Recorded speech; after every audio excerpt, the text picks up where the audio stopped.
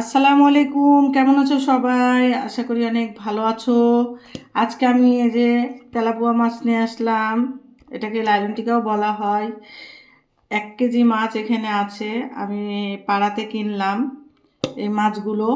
এই মাছগুলো আমি এখন কুটে বেছে ধুয়ে নিয়েছি।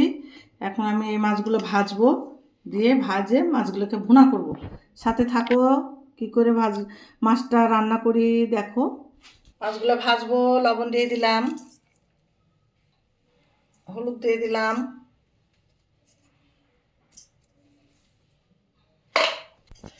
মাছগুলো সুন্দর করে মাখাই নিব।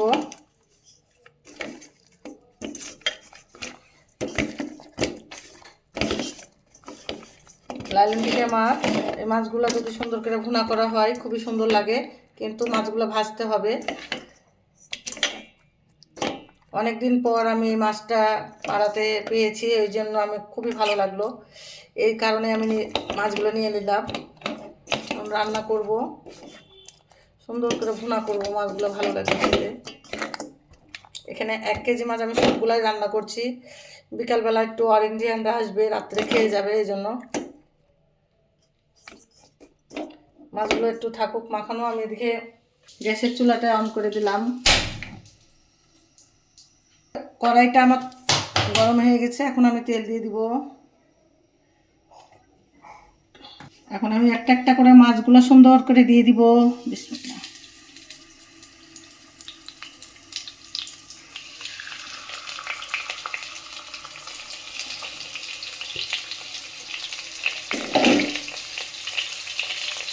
মাছগুলো ভাজা হোক কতক্ষণ।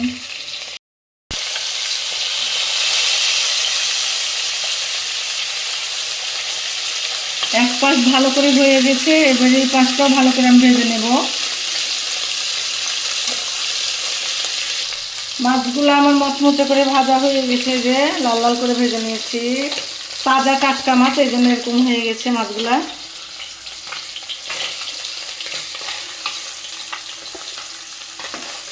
সব মাছগুলাই আমি এভাবে সুন্দর করে ভেজে নেব। খুবই সুন্দর করে মাছগুলো ভাজা হয়ে গেছে।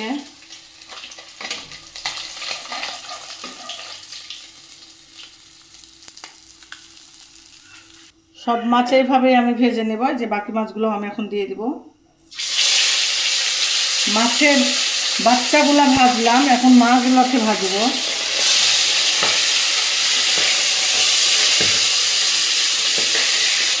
মাছগুলো এখন আমার সবগুলাই ভাজা হয়ে গেছে। মাছগুলো এখন আমি সব তুলে নিচ্ছি। টাটকা মাছ, এই জন্য এরকম হয়ে গেল মাছগুলা। মাছ ভাজা কুচিগুলো এখন আমি দিয়ে দিব।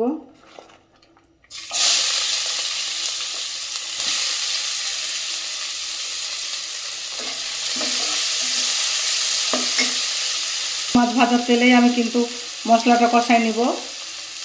আর ওই তেলের মধ্যে আমি আরেকটু তেল দিয়ে দিলাম। এই যে লবণটা আমি দিয়ে দিলাম পেঁয়াজে, তাহলে একটু তাড়াতাড়ি ভাজা হয়ে যাবে। স্বাদ মতো লবণ দিয়ে দিলাম। পেঁয়াজগুলো আমার লাল লাল করে ভাজা হয়ে গেছে। এখন আদা রসুন বাটা একসাথে আছে, এটা আমি দিয়ে দিব, অল্প করে দিব। মাছের তরকারিতে কিন্তু বেশি মশলা দিলে ভালো লাগে না।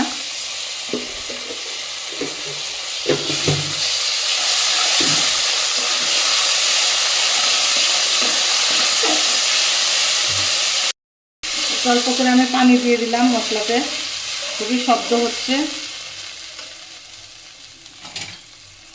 আমি এখন গুঁড়া হলুদ দিয়ে দিব, এই যে তাক মতো। মরিচের গুঁড়া দিয়ে দিলাম।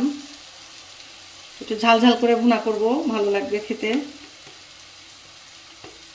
মশলাটা একটু ভালো করে কষাই নিব এখন আমি। এইবার আমি টমেটোগুলো দিয়ে দিব, কেটে রেখেছিলাম ধুয়ে।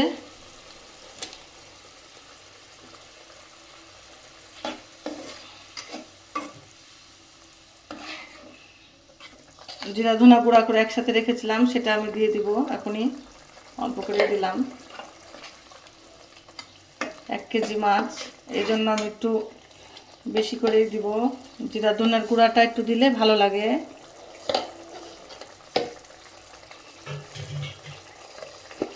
মশলাটা আমার ভালোভাবে কষানো হয়ে গেছে। এই যে উপর দিয়ে তেল ভেসে উঠেছে। এখন আমি পানি দিয়ে দিব। সুন্দর করে কষিয়ে নিয়েছি মশলাটা। বেশি পানি দিব না, আমি অল্পই দিলাম।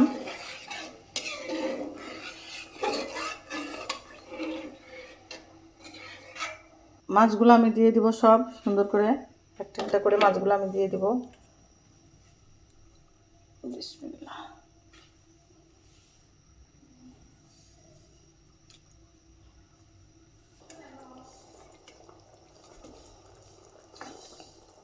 মাছটা দেখে বোঝা যাচ্ছে যে রান্নাটা কিন্তু অনেক সুন্দর হবে, খেতে কিন্তু অনেকই ভালো লাগবে। হ্যাঁ, অনেক লোভনীয় মনে হচ্ছে, কারণ তরকারি দেখলেই বোঝা যায় যে কোন তরকারির স্বাদ হবে আর কোনটা স্বাদ হবে না। এটা কিন্তু তরকারির কালার দেখলেই বোঝা যায় যে হ্যাঁ, এই তরকারিটা আজকে ভালো হবে। তো আমি রান্না করছি বলে না, আসলেই কিন্তু তরকারিটা দেখতে অনেকই সুন্দর লাগছে বা অনেক লোভনীয় লাগছে। তরকারিটা কিন্তু অনেক সুন্দর। আমি কিন্তু আজকে বেশি কিছু রান্না দেখালাম না, শুধু আমি তেলাপোয়া মাছটা একটু ভুনা করা দেখালাম। তেলাপোয়া বলে, লাইলন টিকাও বলে। হ্যাঁ, এখন আমি মাছটা ঢেকে দিব। চুলার আঁচটা আমি এবার একটু কমাই দিব। হালকা আছে কিন্তু মাছের তরকারিটা আমি রান্না করব, হালকা আছে।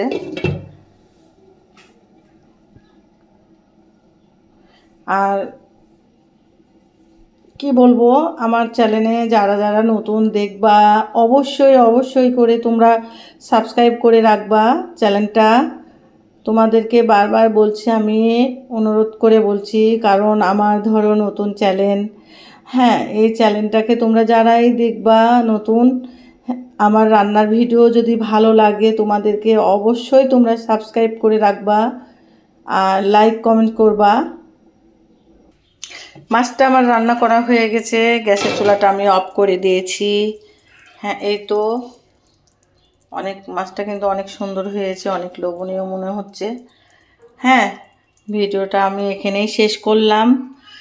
কালকে আবার নতুন ভিডিও পাবা, অবশ্যই ভিডিওর সাথেই থাকবা আর লাইক কমেন্টস করবা। সবাই ভালো থাকো। আল্লাহ হাফেজ।